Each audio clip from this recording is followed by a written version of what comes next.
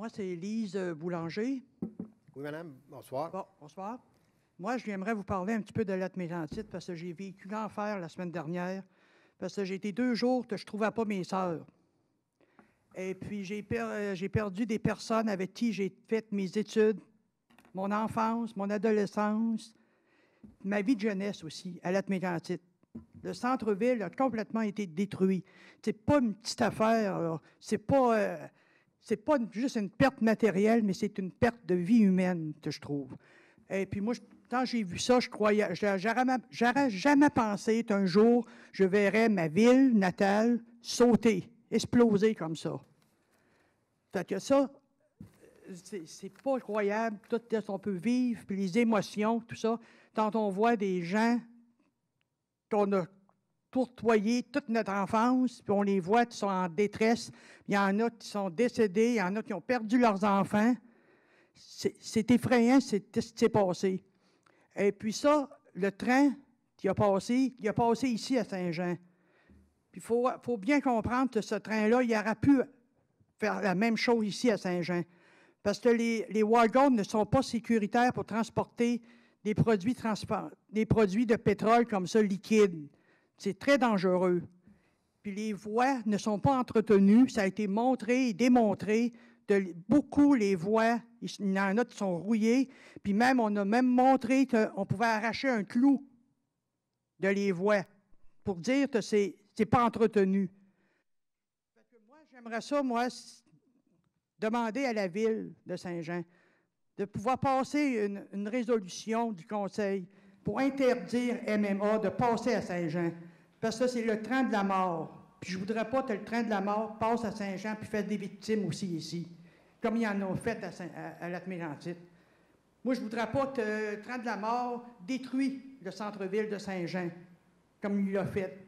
Ça aurait pu arriver à Sherbrooke. Il aurait pu détruire le centre-ville de Sherbrooke. Puis le vendredi soir, si vous le savez, il y en a du monde à Sherbrooke. Puis le train passe dans le centre-ville de Sherbrooke. Ça fait que moi, je pense que M. Sévigny a demandé une résolution de son conseil pour interdire MMA de passer dans sa ville à cause du manque d'entretien de ses rails et de la non-sécurité de ses wagons et de ses locomotives. C'est trop vieux. J'aimerais ça, moi, que Saint-Jean puisse passer une résolution dans ce sens-là pour interdire ce train-là de passer tant qu'il y a aussi longtemps. Il n'aura pas prouvé qu'il a fait des réparations puis que ça doit être sécuritaire. Il ne faut pas que ça se produise encore une affaire comme ça. Moi, je pensais que c'était la fin du monde quand j'ai vu ça. Puis je ne voudrais pas que ça se reproduise puis on vive ça ici à Saint-Jean. C'est encore pire, ça, c'est une inondation. L'inondation, c'est des pertes matérielles, mais il n'y a pas eu de mort dans l'inondation. Là, ils en ont trouvé 34 personnes maintenant. Ils en ont trouvé 2 autres victimes. Il y en a 50, mais il y en a plus de ça. Parce que dans les rues qui n'ont pas été, dans les petites rues de traverse, puis tant qu'on sait qu'à Lac-Mégantic, dans les commerces en haut, c'est tous des logements et des personnes âgées qui restent là. Ils n'ont pas eu le temps de se sauver. Ils calculent juste ce qu'il y avait dans le bar, le petit bar, musique-café. Mais il y en a d'autres monde qui restaient dans les logements en haut. Il y avait des femmes avec des enfants aussi qui sont mortes dans ces logements-là. Mais ça, ils ne sont pas calculés, ces personnes-là. Il y a des personnes qui venaient juste d'arriver à Lac-Mégantic et puis ils n'ont pas eu le temps de se déclarer disparus. Mais ils sont morts dans ces maisons-là.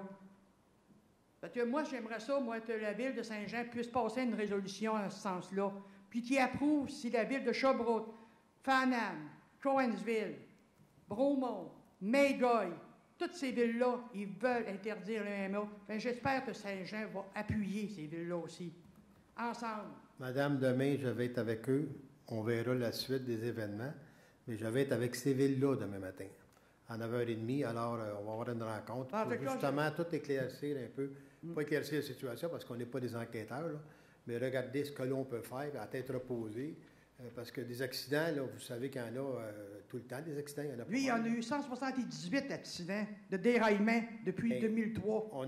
J'ai quand même un professionnel, moi, ici dans la salle, qui est un gars de locomotive qui s'appelle Germain Poisson. Et à date, le chemin de fer n'est pas mis en cause. Là. Oh. Le chemin de fer n'est pas mis en cause. Là. On ne parle pas du chemin de fer, là. On parle d'un train qui est parti seul.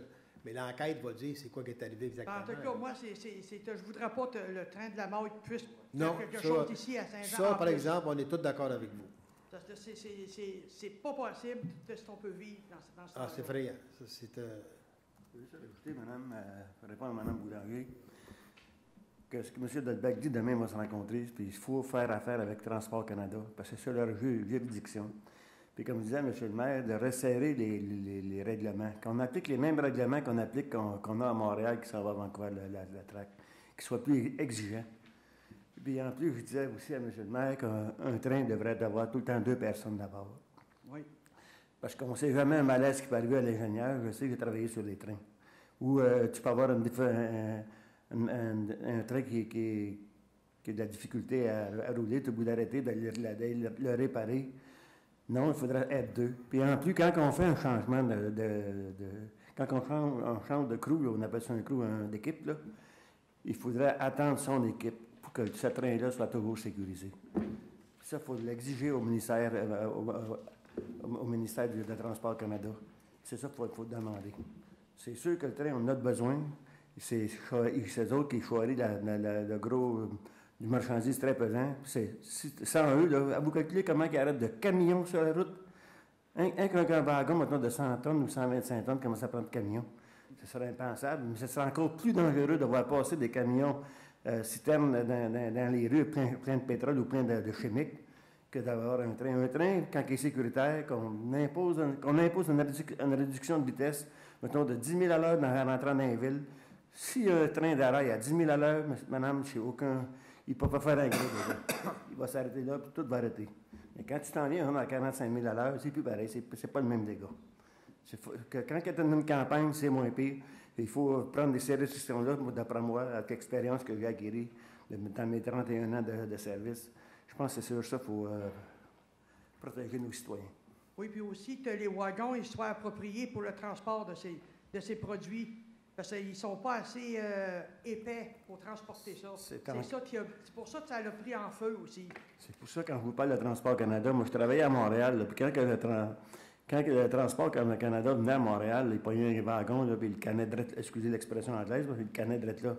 Il était badoreux, puis ils peuvent rouler, et il était varié, ce wagon-là. On l'ôtait, puis il faisait réparer. Il faut que ça soit suivi par Transport Canada, c'est dans tout. Ça, c'est la même affaire qu'un gars qui va se prendre dans l'auto dans la ville. Si la police n'est pas en arrière de lui, bien des fois, il va rouler assez vite quand il devient dangereux sur la route. Il faut qu'il y ait une surveillance, et la surveillance, il faut qu'elle se fasse par le Transport Canada. C'est eux qui sont la police des chemins de fer, et puis il faut leur dire, puis tenir notre bout sur ça. C'est ça. Les villes où ce train-là passe, bien, ils peuvent faire des pressions auprès du gouvernement pour qu'ils puissent faire des modifications pour faire respecter ça. C'est le rôle des municipalités de faire des pressions auprès du gouvernement aussi. C'est ça qu'on dit, demain, ils vont faire... D'ailleurs, c'est pour ça qu'on s'est réunis demain. Ouais.